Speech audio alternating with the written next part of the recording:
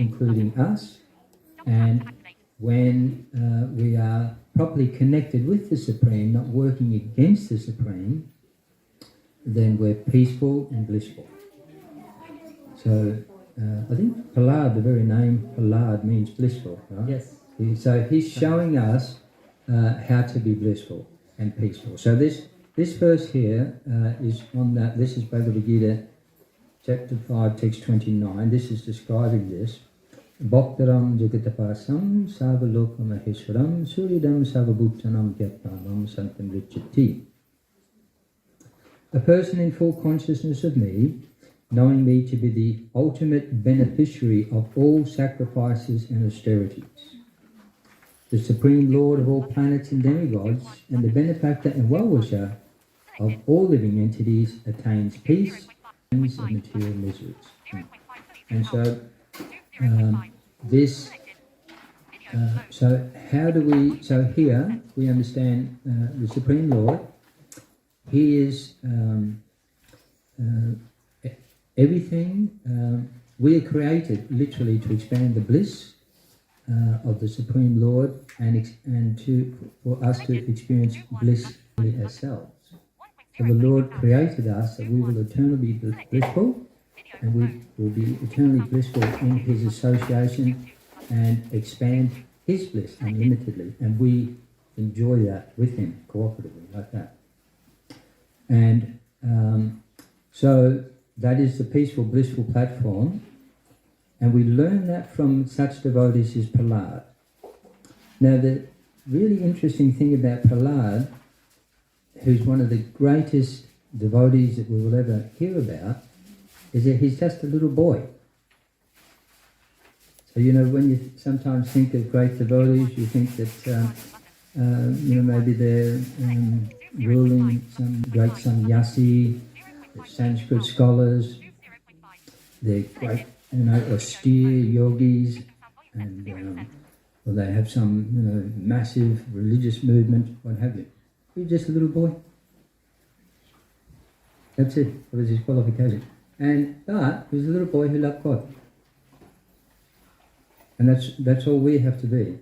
Not a little boy, but just an innocent person going about our own business in this world. We all have our own things. Some of them are fathers, some are brothers, sisters, citizens, some are students, some are children. Each and every one of us, we have our natural things that we do. And all we have to do is do that, and just do it in such a way we think, God will be happy by the way I'm doing it. And if we're doing that, that means we're thinking of God. And it's the thinking of God with love, which is the essence of devotional service. Okay, so that's all we have to do. Very simple. So all of these different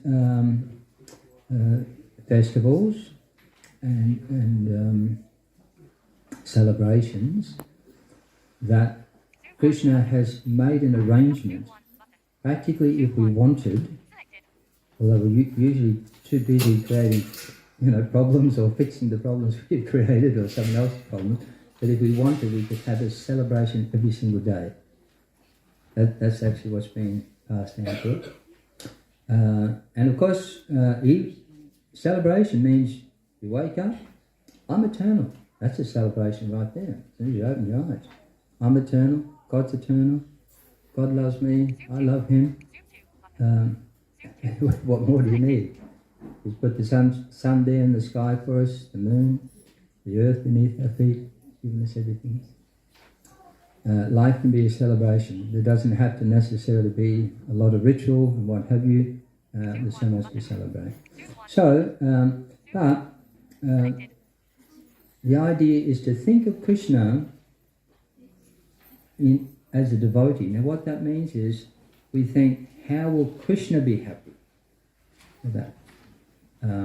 So here, in this ceremony, we're going to bathe the Lord with all sorts of different nectar in a very loving way, making so many offerings of food, chanting, all coming together, so many different arrangements like that. So that's all. And we're thinking, how will Krishna be, Lord Narsimha will be happy? Okay. That was how Prahlad, so we're following exactly what Prahlad did, we're doing exactly the same thing. And that's all we have to do. It's very, very simple. And we can do that for the rest of our life, just staying in our own position. Okay. So, but it's very, very easy to think we're doing that and be doing something else. So there's many people, as you know, religion all over the world. There are many people, when they think of God, they're looking for some particular benefit. Okay. Financial, who will win this war, who will, win the cricket, whatever, will my bank balance increase, will my health be better, will my children pass the VCE, so many different things like that. That's natural. It's not, a problem. It's not a bad thing. Good thing. Krishna likes it. At least we're thinking of it. He likes it.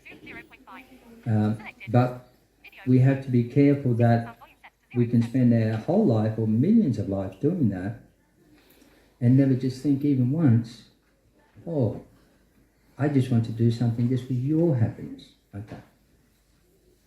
Or we could spend our whole life just thinking like that. This is the best way to do it.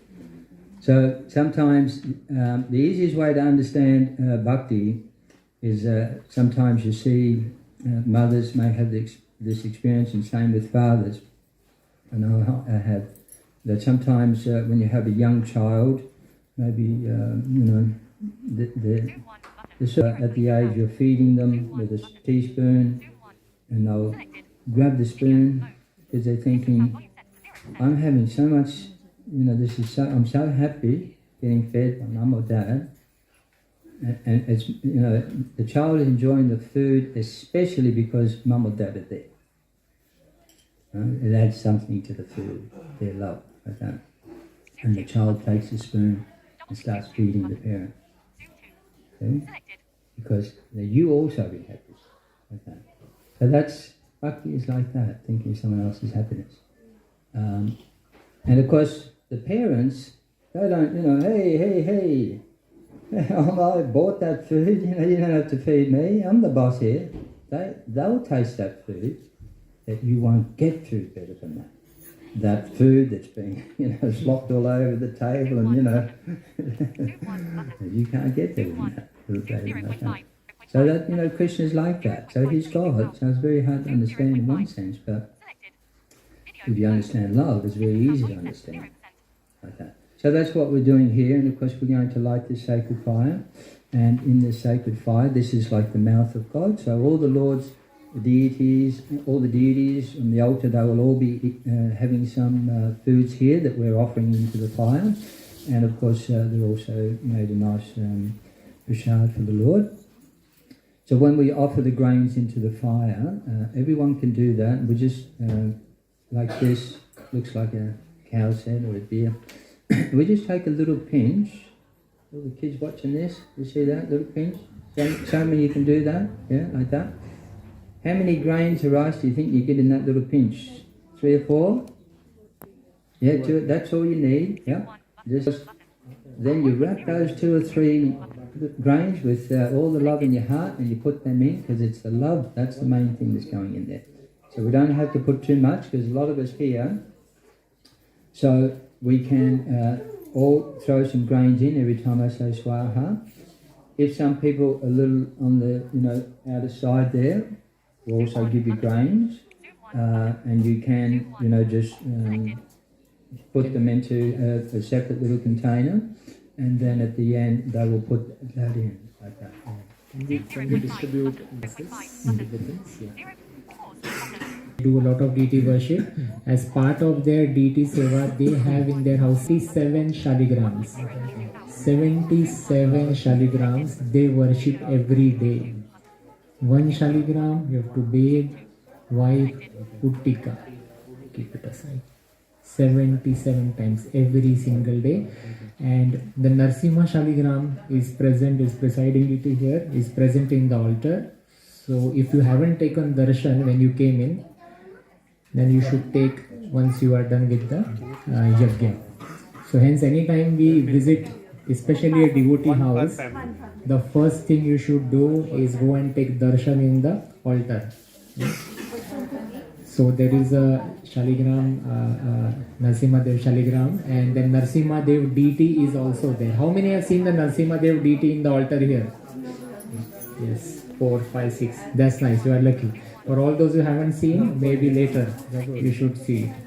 And you can also, when we do the Abhishek, you will actually do the Abhishek on the Shaligram deity. So yes.